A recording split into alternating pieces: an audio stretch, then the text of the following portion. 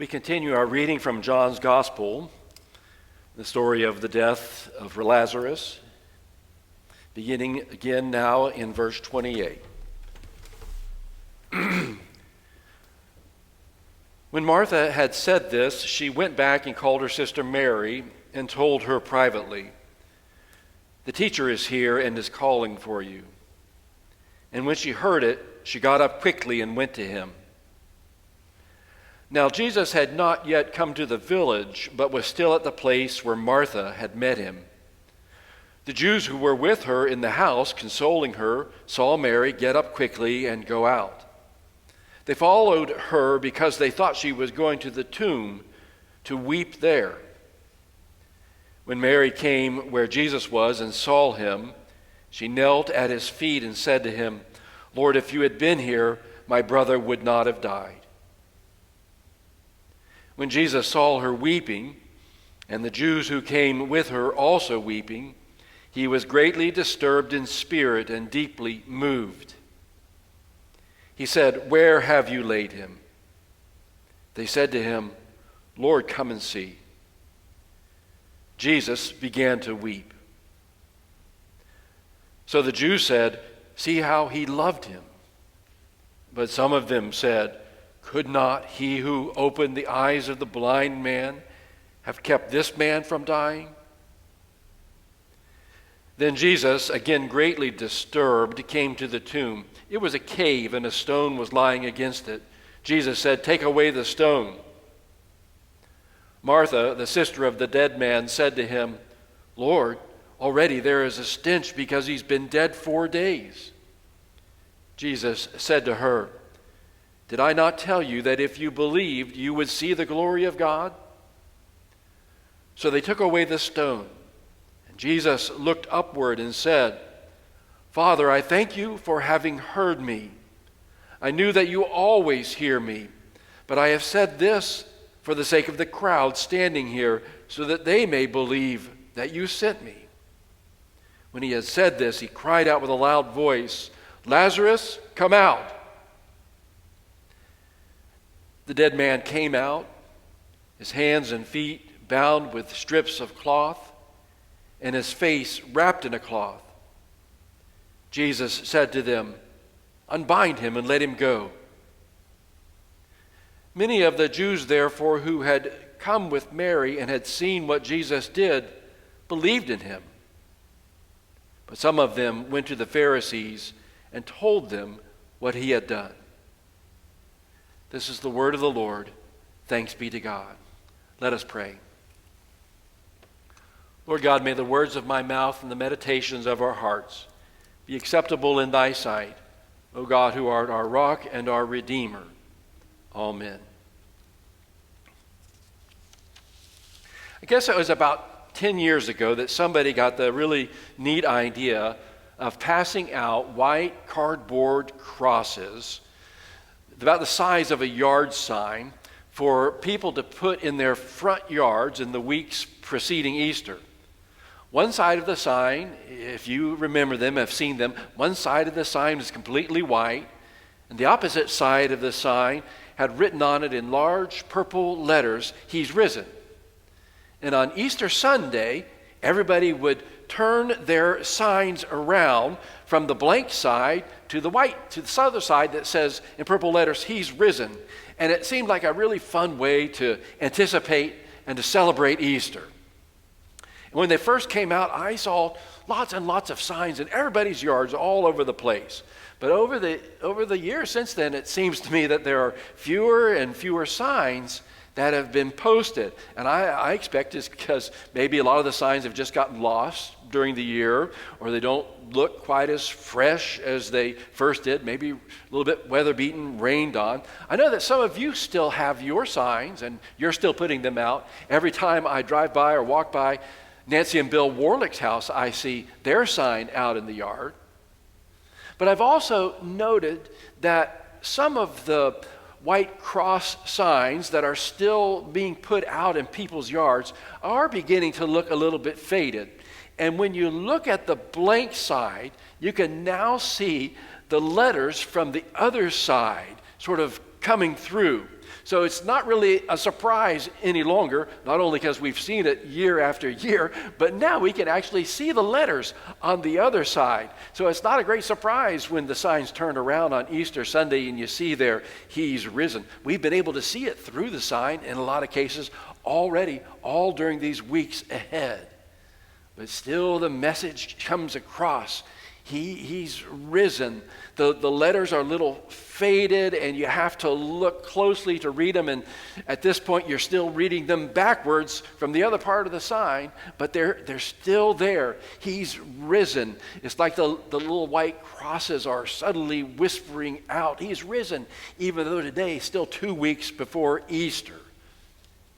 Easter, it's almost Easter. It's coming. You can almost make it out even as you look at those blank white signs now. He's risen in faint letters. It's like Easter is on the horizon for us. Easter has certainly been prominently on the horizon the past couple of weeks.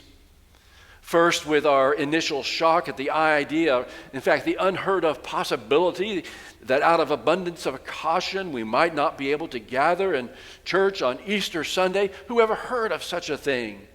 And then a few days we started to get our minds around that likelihood and that possibility, and then we even began to think creatively about kind of alternative or different Easter celebrations that we might have. And just as we were starting to get used to that idea, like a whiplash, we found ourselves engaged in a political and a medical debate about whether or not it would be safe to push for or expect for things to get back to normal by Easter. Easter has certainly been on the horizon for us in a variety of ways over the past number of weeks.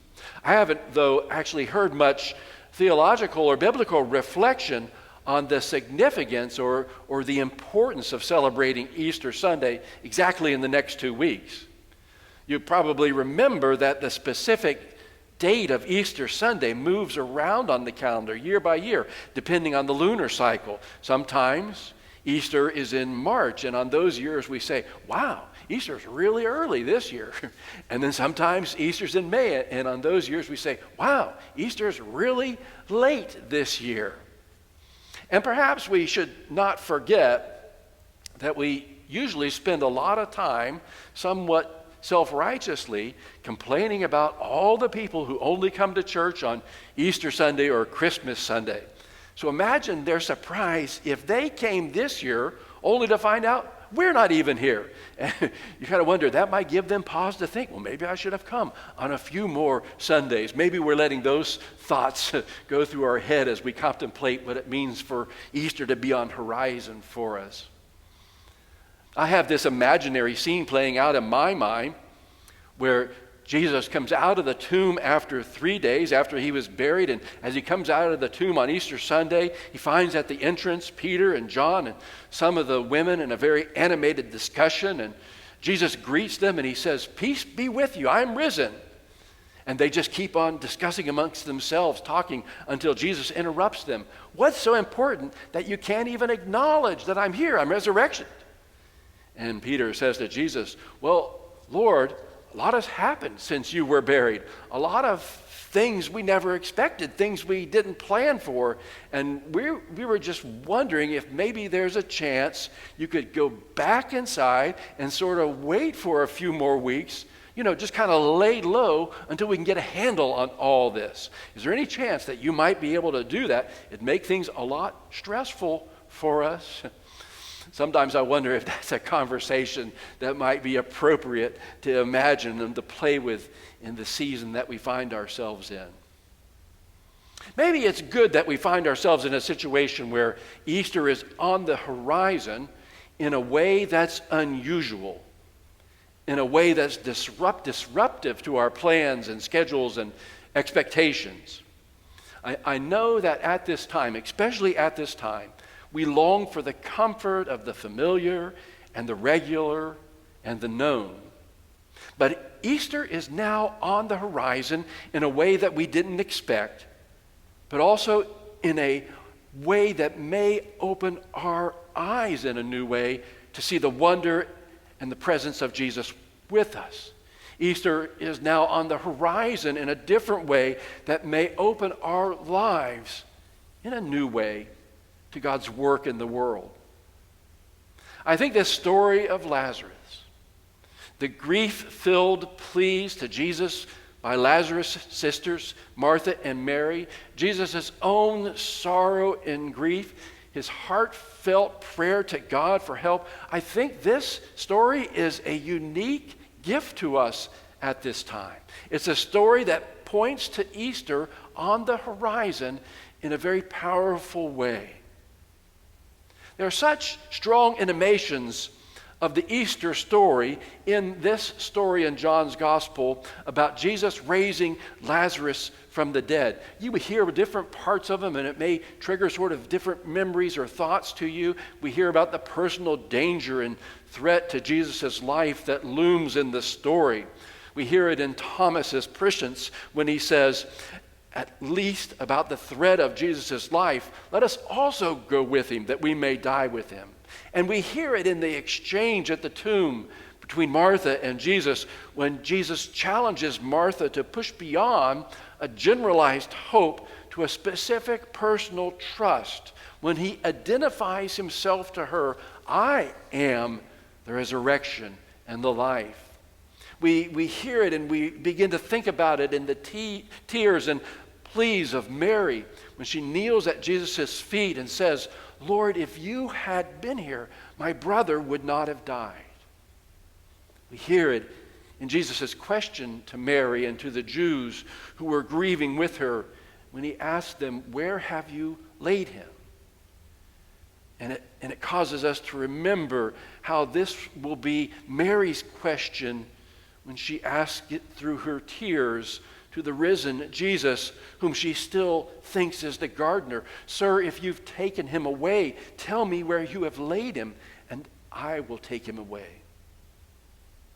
This story that we read today lifts our head to look forward to the reality of Easter on the horizon, but it does so in a way that helps us to understand the character and nature of God's presence and God's help for us even now. We know that there comes a day in Jesus' life when he himself will pass through death. And God's power to raise Jesus from the dead to new life will open a way for God's love and God's healing mercy to be at work in the world, to transform the world, to bring God's promised future into our present. We remember there will be a day when Jesus will ask Mary, woman, why are you weeping? And the sound of Jesus' voice speaking Mary's name will open her eyes to recognize him.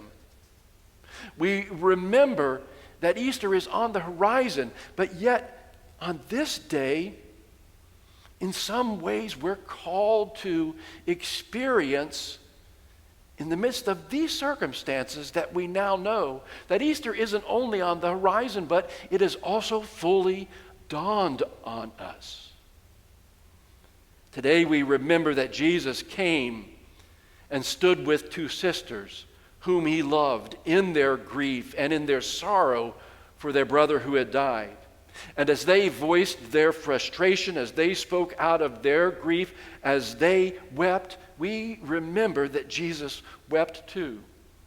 As Jesus stood with them, we remember how he was deeply moved, how he was greatly disturbed, and we remember that this caused him to pray to God on their behalf. We remember how Jesus acted with his own tears pouring down his face. This is a reminder that the God who promises us a future based on the power of his love is also a God with us in the power of his love in our real present experiences. Jesus does not come to us today and he does not say, don't worry, you just don't understand what's going on. Things will change. That's not what Jesus says to us as he comes today. Jesus comes and weeps with us. Easter is on the horizon and Jesus weeps for us and with us. Debbie Thomas in an insightful and compelling interpretation of this story lines out these important ideas of the meaning of Jesus' weeping in this story. She says that when Jesus weeps, he legitimizes human grief. When Jesus weeps, he honors the complexity of our gains and losses, our sorrows and joys. When Jesus weeps, he respects the necessity of silence and the sanctity of wordless and unsayable moments. When Jesus weeps, he honors the nuances of faith. When Jesus weeps, he acknowledges his own mortality. When Jesus weeps, he shows us that sorrow is a powerful catalyst for change. During these weeks of Lent, Debbie Thomas writes, as we prepare for Jesus' own death and resurrection, I hope that Jesus' tears can keep us tender, open, humble, generous, and brave. I hope his honest expression of sorrow will give us the permission, the company, the impetus we need, not only to do the work of grief and healing, but to move with powerful compassion into a world that sorely needs our empathy and our love. I am reminded myself personally that it was less than a year ago, but nearing the time when my father died. I'm beginning to think about that season right after Easter when Dad fell and broke his arm, and after the surgery, the cancer that he was battling overcame him in the next few weeks until he died early in June, early on a Saturday morning.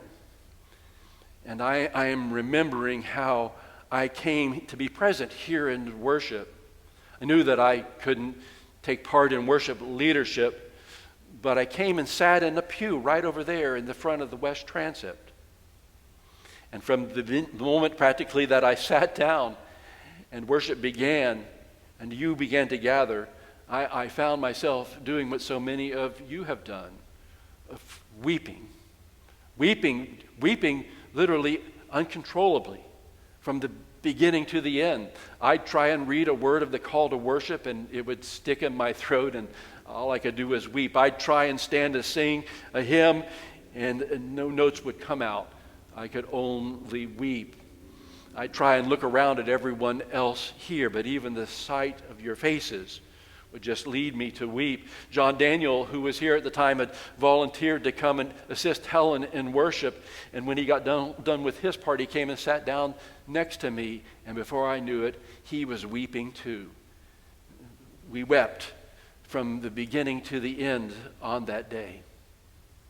And as I think about it, I wonder how in the world did I get through that morning? And I wonder how in the world did I get from that day to the next day to the next day. And I'm beginning to wonder how in the world did I get from them to here, to now, to this day, this Sunday. And as I look back, there are certain things that make sense to me, but I probably didn't fully understand or comprehend them at the time. I'm aware now of the love and graciousness of this congregation that supported me and literally lined up on that day to come over and give me a hug and a word of reassurance and to look at me and let me see that you were weeping too. And of course, I remember the constant love and support of Helen and how she held me up across those days and in that time and in the moments when we wept together. And as I'm thinking about it now, I remember seeing many of you on different Sundays coming here, and as you sit in your familiar places in your pew, your eyes glistening and you beginning to weep, and are asking all together, how is it that we got here and how will we get through this? And I think we all deeply know that the way for us to be in this moment and the way for us to move ahead is to remember that this is where Jesus is weeping with us. And there's something deeply empowering in his risen presence through the Spirit by our side, weeping, and in those tears, inviting us to live with the humility and grace and love and power of his resurrected life and Spirit.